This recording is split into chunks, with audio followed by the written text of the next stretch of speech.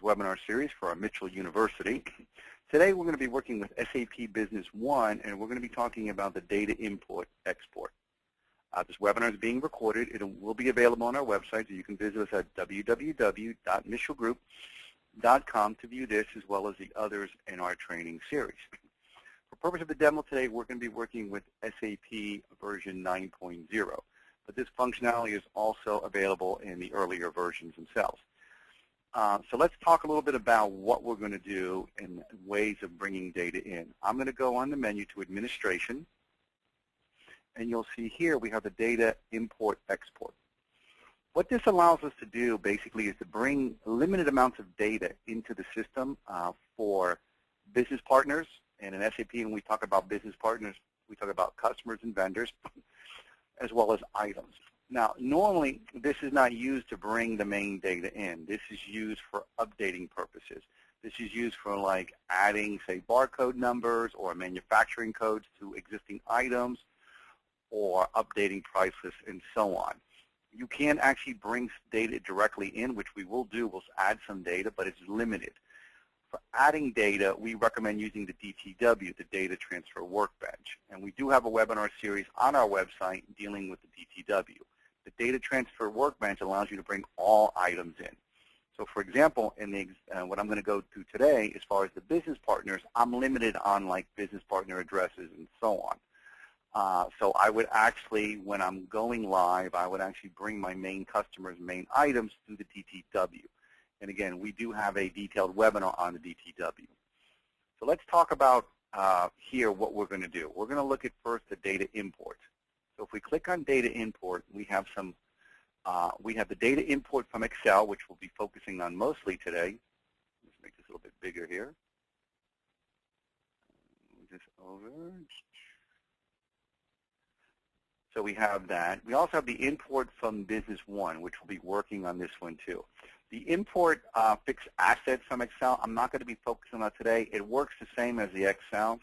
Okay, this is when you're using the fixed assets as part of SAP.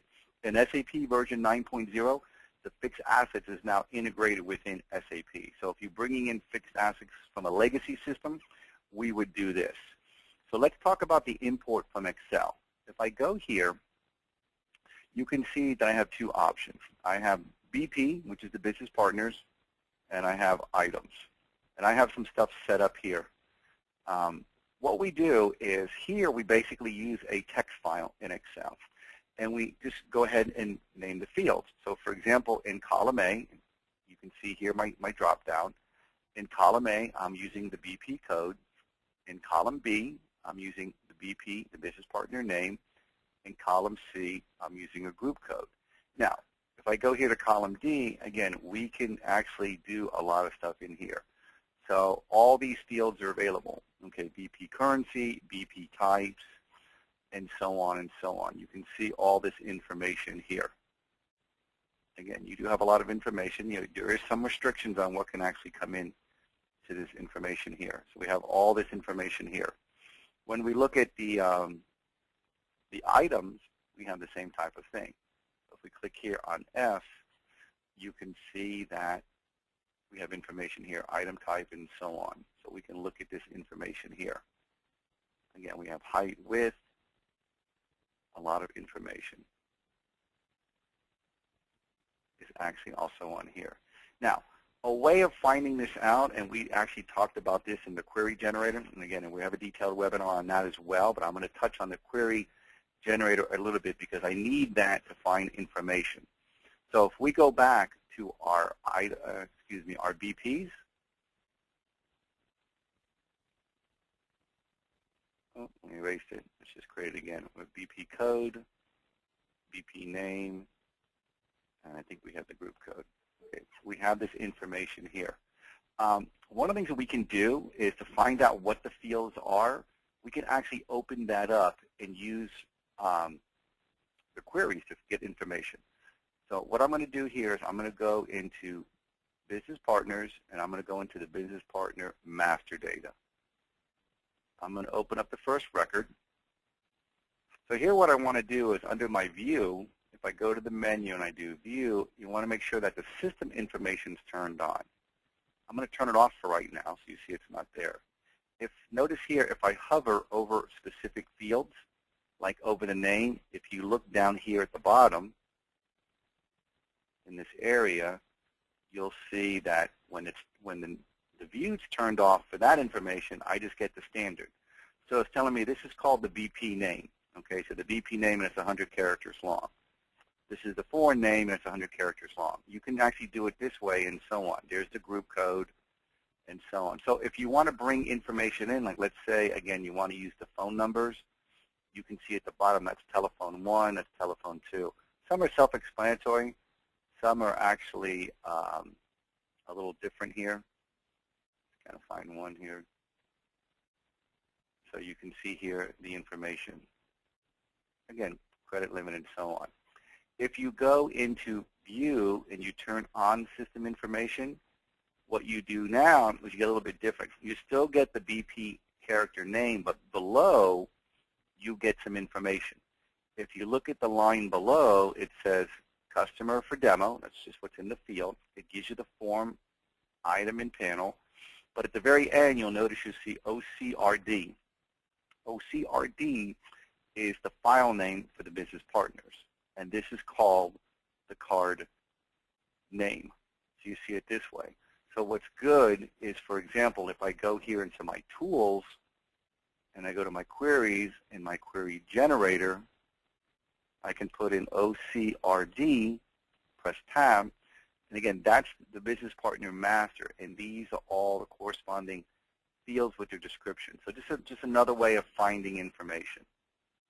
If I click execute, what I'll do is I'll just get all the information. So for example, under Earthshaker, you can see the BP types. So again, you'll need this because the BP type is C for customer. Okay, L is for leads, and S is for suppliers or vendors. So sometimes it's helpful to actually open this up just to look. This is valuable, extremely valuable in the DTW. Because in the DTW, you have to do the same thing. You have to use the codes. You also notice the group names and so on. Again, all the information is in here. So it's just a way of kind of looking at stuff. All right? So that's kind of helpful. So let's do a simple one. We're going to actually do this here. So we're going to do the BP. So we have BP code, BP name, and BP group. We have an option here to update existing records, okay, which means if the record's there, we're going to make a change to it. So in this case, what we may want to do is, let's say we never had a group code. We want to add the group code. If we turn this off, this will only for adding. So if you want to add new stuff and not affect existing records, you turn that off. If you turn it on, you're going to add and update at the same time. And let's kind of show you how that works. I'm going to go to the BP. I set one up for the demo. So you can see here I have this demo. So it says demo, okay, name, and it says group, high tech. So this one already exists. What I'm doing here, if I look at my templates, I have here, I create a simple one. So there it is. So see, column A is the customer code. So I'm using demo. Column B is the customer name. So I'm using SAP demo customer. And this one here, I'm using an actual code here for my information.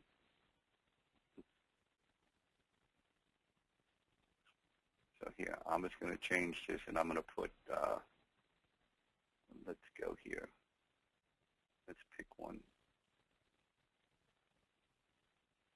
103 is something that, now if you notice here, if I want to create a new, I can do that. But I can create, like, for example, high tech. Let's say I want to make this one high tech.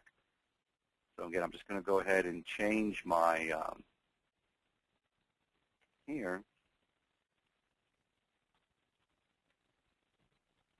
And then notice what I'm doing here, I have no header information. I have it just like this. I just have column A, column B, and column C. So I created this in Excel, and I saved it. Excuse me, I saved it as a tab delimited file.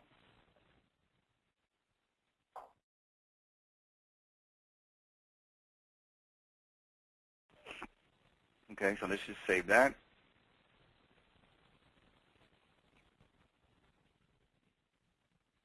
Okay, so we have that.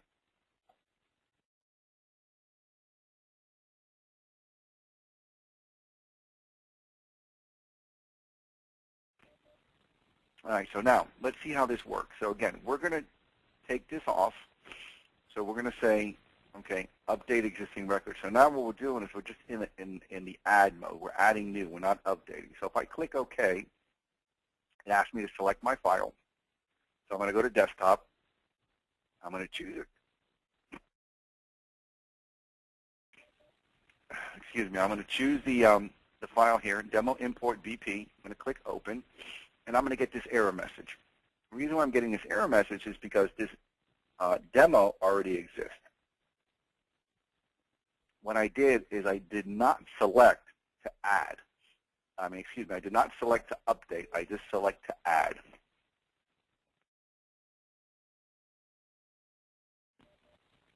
So I got that. So let's just go here into the business partner. Let's call it up. Let's just go here and delete it.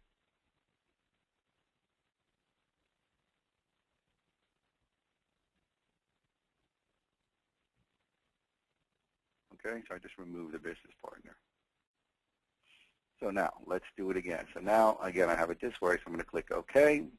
I'm going to go select my file.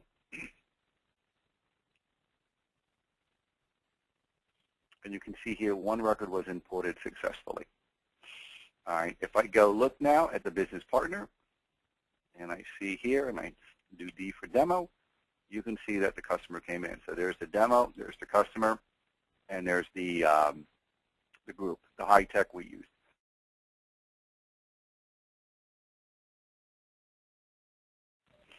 Again, so we can do it that way. If I want to change it, I would just do it here again. I would just switch up here existing, and I could make a change. So if I click OK, you'll notice it comes in anyway now. I'm not going to get the error because it's there. I'm just updating. Again, you can see one record imported successfully. All right, and again here, if we look at our D for demo, we have that here. I didn't make any changes to it, but you can do that. So this is helpful sometimes because you may want to, like let's say you may want to change a group, like let's say you want to add a new group here. Again, you want to define a new group, and then you want to move customers from one group to another. You know, it's a nice way of doing it throughout the system that way. Okay, so let's look at the items real quick.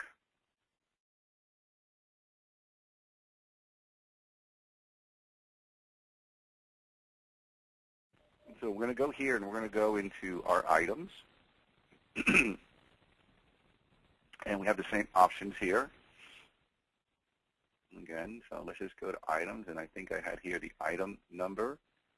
I'm going to choose, and again, notice once I pick item number, you no longer see it on the list. Item description. I think I had barcode, and I think I had the manufacturer number here. Okay, so I have this information here. Again, if we look, let me just double check. Excuse me. So I'm going to see here I have demo. It's going to be my item number. SAP demo item is going to be my name. HP printers is going to be the item group. Here's my barcode, and here's my manufacturer number. Again, these are just saved as tab delimited files. You just create them in Excel and save them that way. So again, let's just go here to the inventory. Let me just make sure I don't have it in the item master. Okay, you can see no records found. So I'm going to do the same thing. So again, it works the same way. Updating, right now I'm in strictly add mode, so it's only going to add new records. It's not going to update. If I turn this on, I can again do this. And I can also update accounts. These are for GL accounts and so on. I can turn that on and off. So same principle. I'm just going to go here, and I'm going to click OK. I'm going to choose items. Again, one record was imported successfully. So again, I look at my item master data, and I type in D. Now you can see, again, the item ID was demo, the description. You can see my barcode. Actually, I grabbed the wrong one here, so I use the IBM stuff. Let's see what I did is I grabbed the wrong file. You can see how it has the barcode as the printers, and we probably don't have the manufacturing code.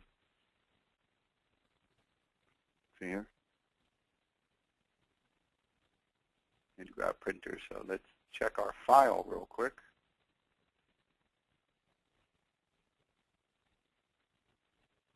Yeah, see here, we got to take this out. So let's just get rid of this. I was copying one file to another. So see what happened is, remember what it's doing here is it's looking it that way. So again, it's very important that you keep the columns correctly because I had that printer set up in this file. So what was happening, and this was column A, this is column B, and column C had that HP printer. That's actually from the,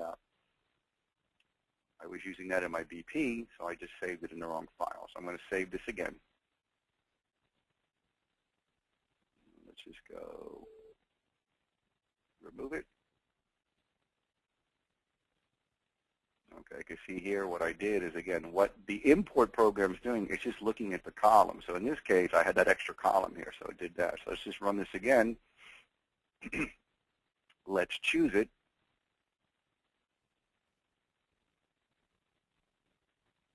That's why you got to be very careful on how you set that up, because notice what it did, it doesn't really know. So because I had that HP printer, which was actually the customer group for the the other one, it did it that way. So see here, we can actually go here and put the information in here like this. So now we have this information, the demo. There's my barcode, and my sales data, excuse me, my purchasing data, I have this. So now let's go actually do that. So now what we're going to do, let's add that, that printer.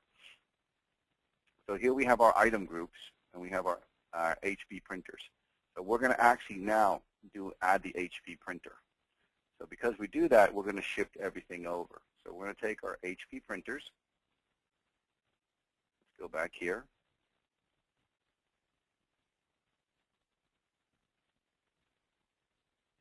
Let's go here. Let's put in HP printers tab. Let's save it.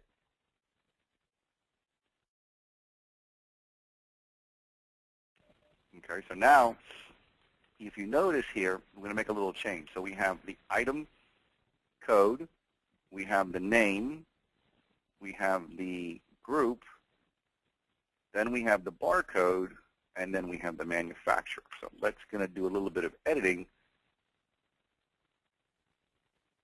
in our screen right here. So let's do this. Let's go. So what we're going to do is we're going to use the update. So we're basically going to move we're going to update this information. So the item group here has items. We're going to flip that to HP printers. This is how we're going to do an update. Okay, so what we're going to do here is we're going to just, here, we're going to go ahead and put the item group in column C. We're going to change this to the barcode, and I'm going to change this to the manufacturer. All right? So again, if we look at this, we're following what we saw on our Excel. So we're going to click OK. We're going to go ahead and grab that file.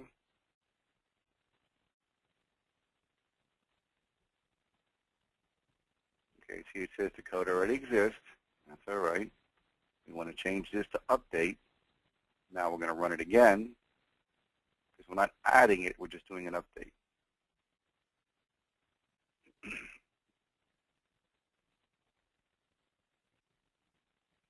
Okay, so we see you cannot set barcode as default. So we have a little bit of an issue here. Okay, so let's just go here and see what our problem is.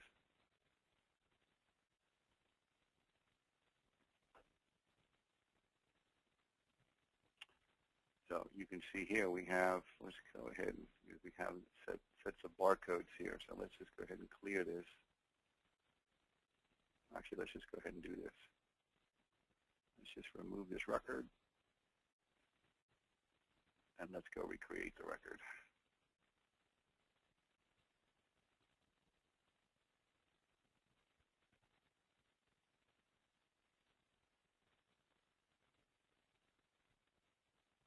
Now if we look, because I had multiple barcodes set up. So now you can see that we brought it in. We vote on the item, the description, the group, the barcode, and of course the manufacturer number. Now we can save these templates. So here, if you want, I can actually go here and I can click here, and I can call this, I can actually save these templates here and select them. So what I'll do is I'm going to take this template, I'm going to save as demo item, like that. So now what I can do here is, so if I change this, I can click here next time, and I can just bring it in like that. I can actually update everything and bring it into the system here. So I have those templates now saved. So if I go here to administration,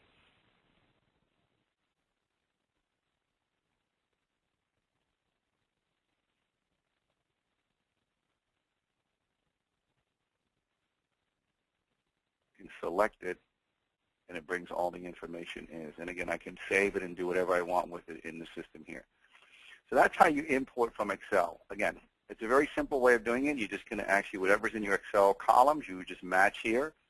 Okay? Again, you would just pick whatever you want, sales unit of measure, and just make sure it matches the column. All right. The other way is to import transactions from SAP Business One. So this allows you to do it this way. Before I work on that one, I'm going to go to the data export, because one of the things that this is used for is a lot of our clients have multiple companies, and what they want to do is they want to do a consolidation. So they have company 1, and they have company 2, and then they create a third company. And again, in SAP, each company is a database. So I have a database for my first company, a database for my second company, and a database for my third company, which is a consolidation company. So what I want to do is I want to export transactions. I want to take transactions from company 1 and take transactions from company 2 and import those into company 3. Okay, for purpose of this demo, I'm just going to use this one company. So what I'm going to do is I'm going to export out and import back in. And when I import back in, I'm going to create a journal voucher.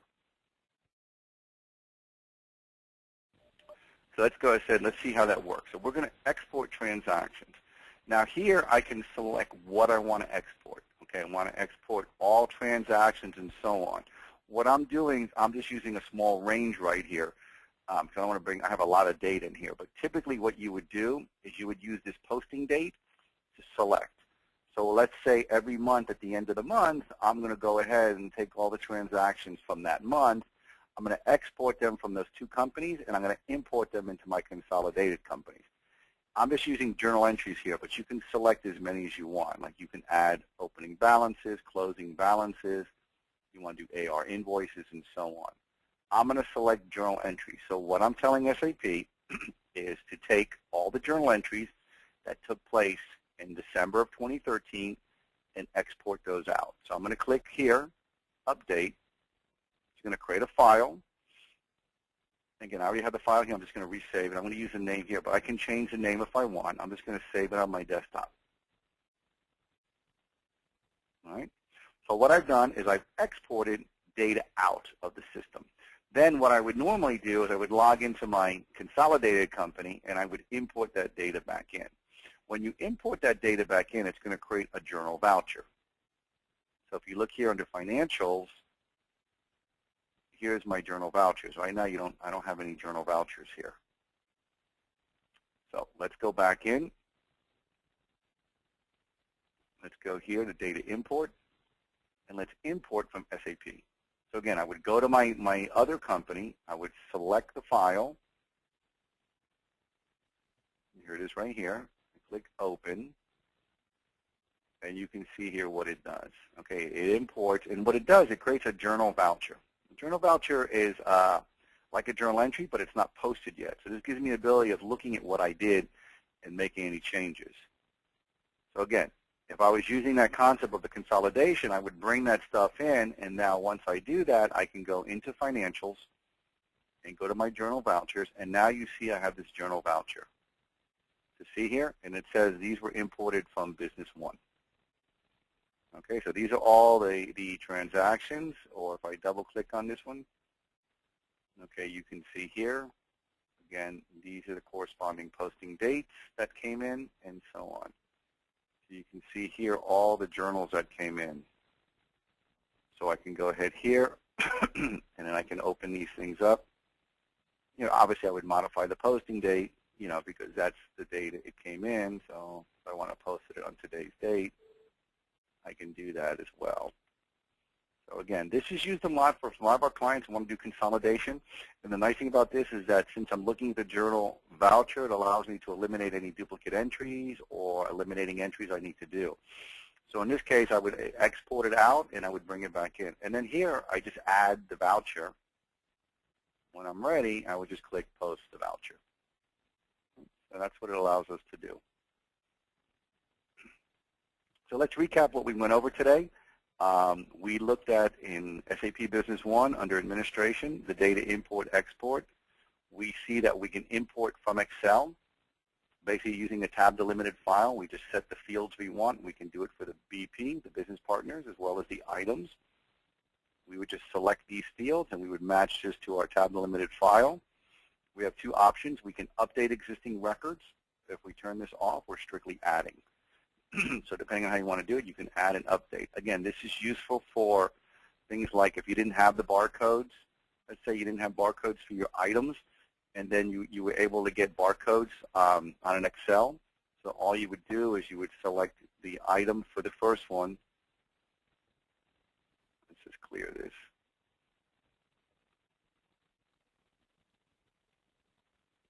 And again, you would just need that for the main one. So let's say in this case, I would just take item and barcode. So now in my Excel, I have the existing item numbers in the barcode. I would click here, and what I would do is a simple way of just importing all the barcodes into the system.